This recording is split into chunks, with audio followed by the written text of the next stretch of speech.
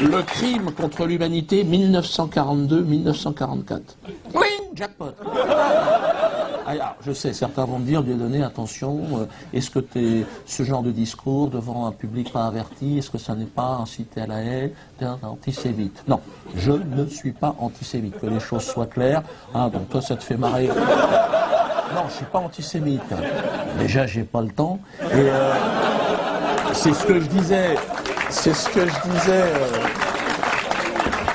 je disais à un passant juif l'autre jour que j'ai croisé. Enfin, je pense qu'il était juif. Le mec avait une kippa, hein, donc moins que ce soit un jeune humoriste qui se lance. Et le mec m'a capté immédiatement. Il m'a vu, tu sais. Il est en liberté, qu'est-ce qui se passe? Alors moi, c'est vrai, comme je suis un peu taquin, tu sais.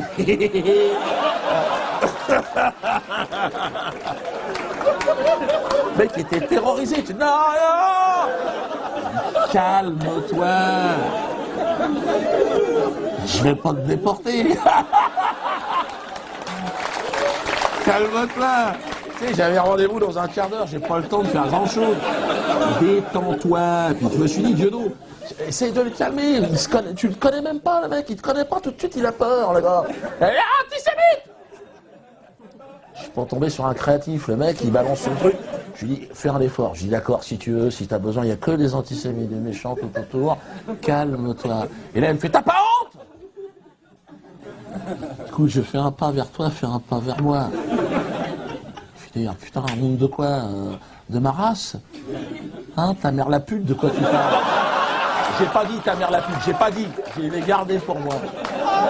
Je dis d'accord, j'ai honte alors, j'ai honte. J'ai honte, putain, j'ai honte. Là, il m'a dit, ouais, mais t'en fais trop, tu te fous de ma gueule. Bah, j'ai dit, évidemment que je me fous de ta gueule. Tu me laisses pas le choix, réfléchis. Honte de quoi? Puis là, il était parti. Là. Alors, perdu pour perdu, je me suis dit, je vais le pousser dans ses retranchements. Bah, je suis taquin, le mec, il veut jouer au con, il est quand même tombé sur une 5e dan. Agimé. Alors, mais j'y vais en souplesse, ouais, bon, je t'emmerde, faut quand même que tu saches. Et bon, mais toi, je le mets à feu doux, le mec. Hein.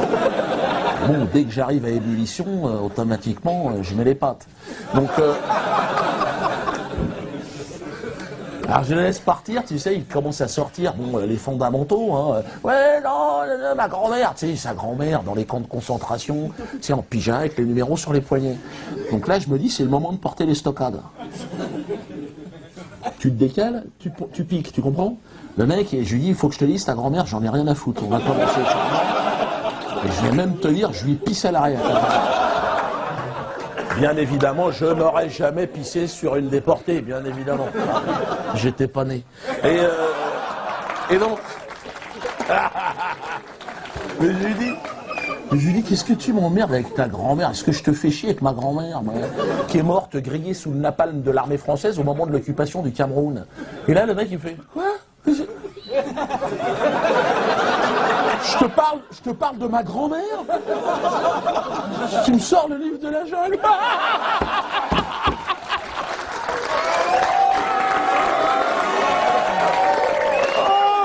Je lui dis, bah oui, mais Balou, il est pas content, Balou. Il en faut peu pour être heureux. Là, j'ai pas le compte.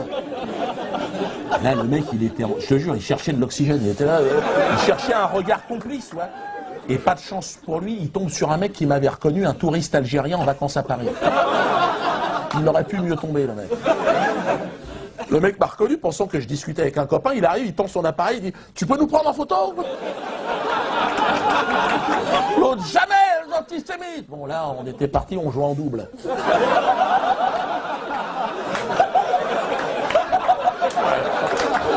Il a pas touché une balle, t'imagines?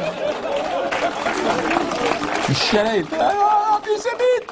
Et le mec, il était dépassé, toi, il s'est aperçu que la rue, c'était pas les plateaux télé. Hein. Ah ben dans la rue, t'es pas chez Drucker, hein, c'est pas pareil, ça se passe pas comme ça. Là, c'est clair que le mec... Puis alors, j'ai bien senti, normalement, c'est vrai, un juif, tu sais, qui dit antisémite, comme ça, normalement, les gens... J'avais vu ça chez Ardisson, le chantage à l'antisémitisme. C'était Besancenot qui s'était fait choper par la commandanture. Le gars, tu sais, en plus, il avait rien dit, le gars, tu sais... je crois quand même, en Palestine, des fois, on sait pas tellement... Et en face, il y avait un mec du CRIF, toi, un 5 étoiles. Le mec au-dessus, c'est Jérusalem. Et le mec, il a dit antisémite. Oh, je suis pas antisémite, non, non, non. Combien ça coûte?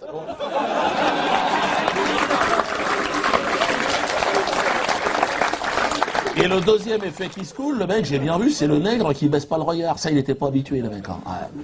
Le délit de regard, l'apartheid en Afrique du Sud, c'était pareil. C'est comme en Israël maintenant, hein. C'est l'apartheid, c'est-à-dire le délit de regard, t'as pas le droit. Le noir qui était pris comme ça, qui était flashé, oh, rentrée de permis, fini. Hein. Et le mec, toi, ce qui est fou, c'est que pour lui, il s'est barré, je suis un antisémite, alors que c'est lui qui vient m'emmerder. Alors, est-ce que se défendre lorsque vous êtes agressé par un juif, est-ce que c'est un acte antisémite? Ouais, c'est ça. Est-ce que c'est, tu sais, dans les actes, ils référencent et à la fin, tu vois, on paye dans les impôts. Est-ce que c'est ça que... C'est une question que j'ai posée d'ailleurs à Khaled Meshal, patron du Hamas. Je l'ai rencontré. C'est vrai que j'ai rencontré tout le monde. Et c'est vrai que lui, il a été expulsé de chez lui par des juifs, donc le chantage à l'antisémitisme, c'est vrai qu'il n'est pas... non. J'ai parlé, j'ai dit, mais quand on me dit t'es antisémite...